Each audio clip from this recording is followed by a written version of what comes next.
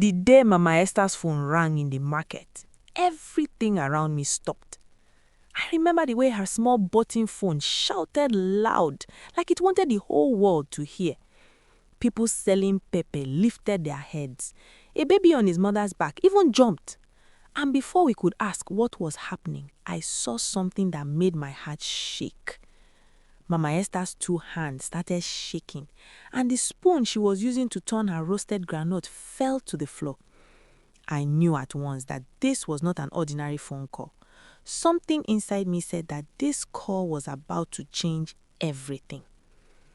Let me take you back to how we reached that moment. My name is Mama Nkechi.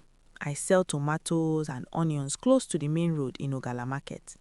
I have been in this market for more than 20 years.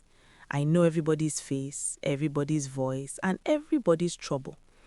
But Mama Esther, that woman, was different. She was always quiet, always gentle, always keeping to herself.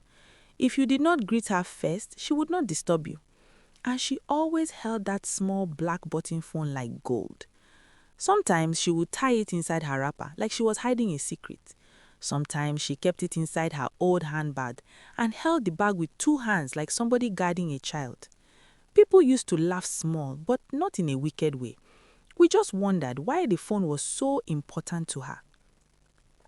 One morning, before the sun became hot, I was arranging my tomatoes when she came to open her groundnut store next to me. She greeted me with her small, shy smile. I looked at her thin hands and her tired eyes, and I felt pity. Life had not been easy for her since her husband died, and her only daughter, Esther, had gone to Lagos to look for work. Anytime we asked her if the girl called, she would say that the phone was still waiting for the call. That sentence always touched my chest. That day, she looked a little different.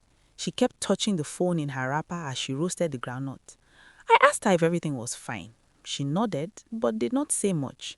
She just stared at the road as if she was expecting somebody. I did not know that her heart was already carrying a story that would shake the whole market before the day ended. The market moved normally for hours. People bought yam, children ran around, a man pushed wheelbarrow and almost hit a basket. I was busy selling when it happened. That loud ringing woke everybody up. It was the same button phone, but the sound was louder than usual. Mama Esther froze. Her eyes widened like someone seeing a ghost. She grabbed the phone with two hands, pressing every button because she did not know the right one. The phone kept ringing. People began to turn. Even I felt my chest beating fast. When she finally pressed the green button, she placed the phone on her ear slowly. Her lips started to shake as she said a small hello. The moment she heard the voice from the other side, her knees bent and her eyes filled with tears.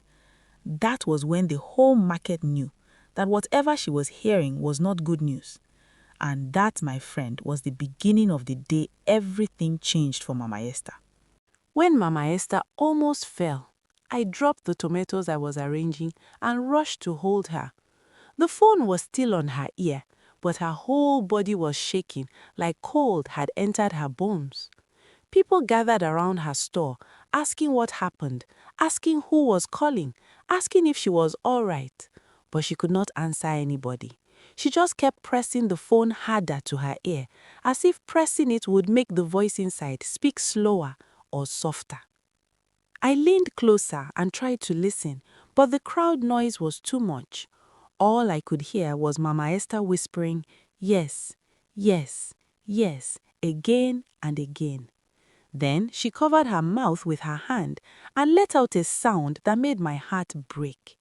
It was not loud crying, just that deep crying that comes when someone hears something they are not ready for.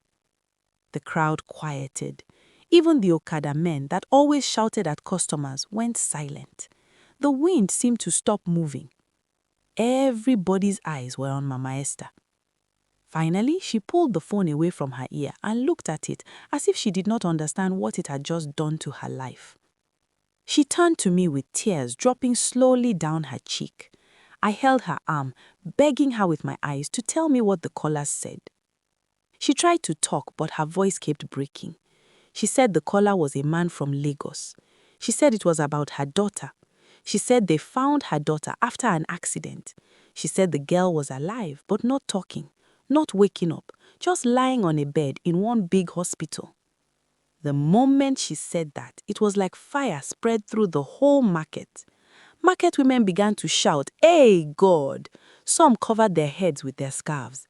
A woman selling plantains started crying as if it was her own child. People who did not even know Mama Esther well came close to hold her. But the strongest thing was that Mama Esther herself did not shout or fall. She just held her wrapper tightly and started breathing fast, like someone learning how to breathe again. I could see something in her eyes, a mixture of fear, pain, and love. The type of love only a mother carries inside her stomach, a love that makes her forget all the hard things a child has done and only remember that this child came from her body. She kept asking me how she would go to Lagos. She said she had no money. She said she did not even know the hospital name well. She said the voice on the phone told her to hurry. She said she was scared her daughter might wake up and not see her. She said she was scared her daughter might not wake up at all. People in the crowd started talking, offering different ideas. Some said she should call the man back. Some said she should sit down first and drink water. Some said we should take her to the park immediately. But Mama Esther just held her phone and cried quietly.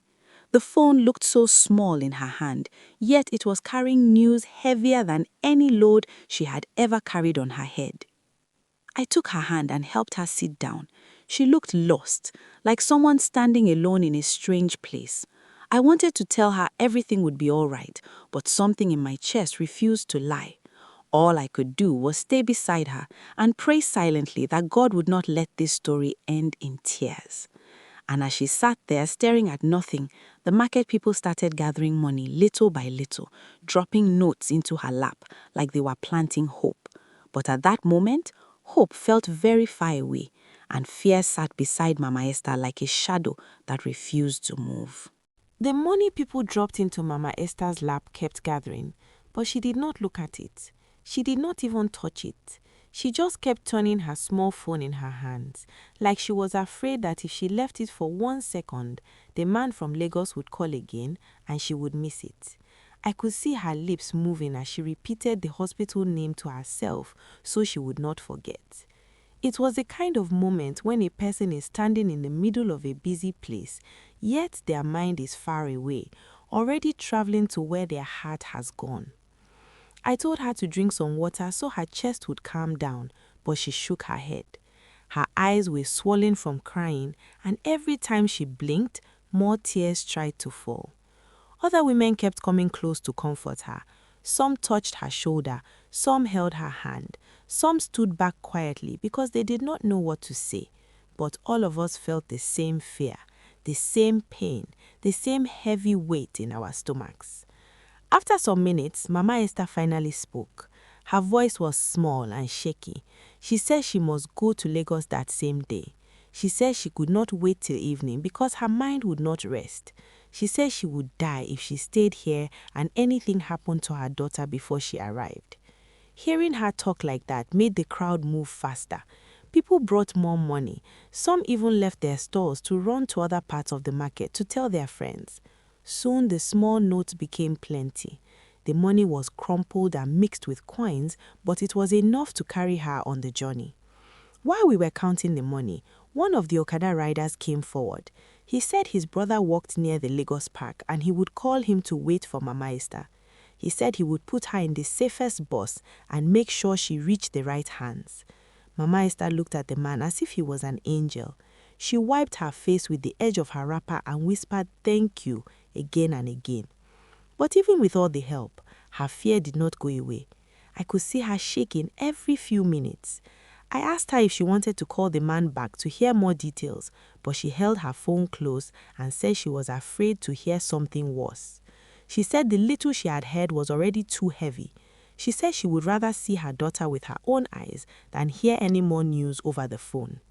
The sun began to move to the center of the sky, making the market hotter, but nobody felt it. People were running around, packing her things, tying her groundnut bags, closing her store.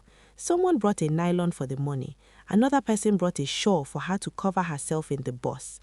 One young boy helped her stand up because her legs were weak. It was as if the whole market became one family. Before she left, she pulled me aside and held my hand tightly. She said she was afraid of what she would meet in Lagos. She said she did not know if her daughter would recognize her. She said she did not know if she would reach on time. Her voice broke when she said that last part. I hugged her because words were not enough. As we began to walk her to the junction where she would take a bike to the park, the whole market followed behind her. Even people who never spoke to her before walked with her. It felt like we were escorting someone through a hard road, not just a street. And the whole time, the small phone stayed in her hand, glowing like a tiny light in a dark moment. But in my heart, I felt something else too, a question that refused to leave. I wondered if the journey would bring good news or if this was the beginning of a deeper pain none of us were ready for. We walked Mama Esther to the junction like people guiding someone who could fall at any moment. Her feet were slow, and she held my arm tightly as if the ground itself was shaking. When we reached the road, the Okada man who promised to help her was already waiting. He had cleaned his bike and even spread a small cloth on the seat so she would be comfortable. He looked more serious than I had ever seen him. It showed that everybody felt the weight of what was happening. Mama Esther climbed the bike carefully, holding her nylon of money with one hand and her small phone with the other. Before the bike moved, she looked back at all of us standing behind her. I will never forget her face that moment. It was a mixture of fear, hope, confusion, and something even deeper, something like a prayer hiding inside her eyes. She opened her mouth like she wanted to say something, but no words came out. The Okada man nodded and started the bike, and we all watched as she rode away like a small leaf blowing into a big storm. When she left, the market felt different. People tried to return to their stalls, but nobody really settled. Everywhere I turned, someone was talking about her daughter in Lagos. Some people said accidents in Lagos were always bad. Some said maybe the girl would wake up soon. Some said they had a feeling things would be fine, but nobody truly knew what to expect. Fear was moving through the market like a quiet wind. I sat in my stall, trying to arrange my tomatoes, but my mind kept going back to Mama Esther's shaking hands. I remembered the way she held that phone like it was the only thing she had left in the world. I wished I could go with her. I wished I could sit beside her in that bus to Lagos. I wished I could tell her that she was not alone. But wishes are small when life becomes heavy.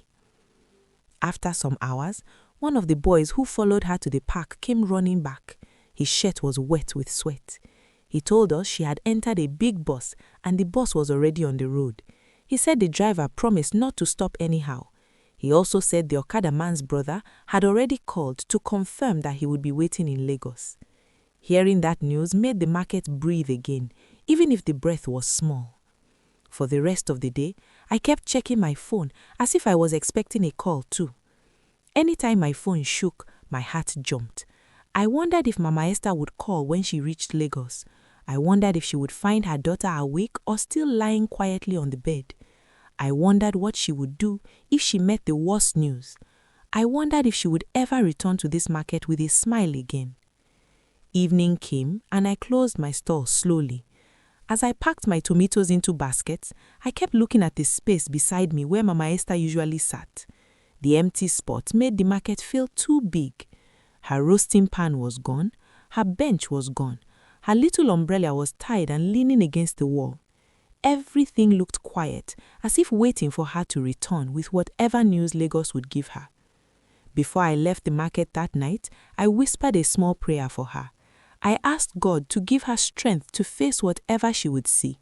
I prayed that the journey would not break her heart, and I prayed that by the next day, the small phone she carried like treasure would bring better news than the one that made her fall to her knees that afternoon.